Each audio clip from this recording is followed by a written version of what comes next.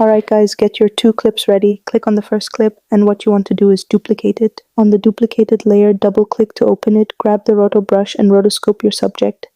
Once that's done, hit freeze. I already have this part prepared so we don't waste time. And once you're finished, go back to the main composition. Now move the playhead to the middle of the clip. Click on your base clip and press P on the keyboard. This brings up the position property. Add a keyframe here. Next, go to Effects, search for Motion Tile and apply it to the same base clip. Inside Motion Tile, change the output width to 500 and make sure Mirror Edges is enabled. Then move closer to the end of the first clip and start dragging the position to the left until you can clearly see the edge of the motion tile. Select both keyframes, press F9 to apply Easy Ease, then open the graph editor. Here, we want a curve that starts slow and quickly speeds up toward the end. This gives the movement a much more natural, dynamic feel. Once that's done, go back to the main view. Finally, enable motion blur and you'll get a smooth sliding transition from one clip to the next. Next, take the second keyframe and move it exactly to the center between the 2 clips. Then click on the second clip, count 1 frame forward and make a split. After that, extend the remaining clip back by that 1 frame, just to keep everything nicely aligned. Now take that 1 frame layer and move it all the way to the top.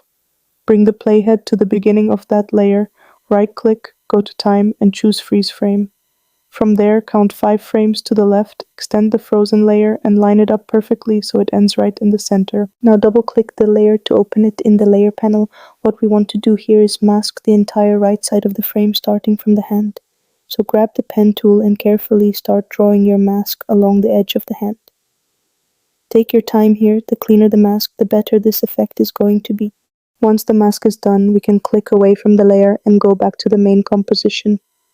If you want to clean up any imperfections, just press M on your keyboard to bring up the mask settings. Here you can fine-tune the mask expansion and mask feather to soften the edges and make everything blend much more naturally.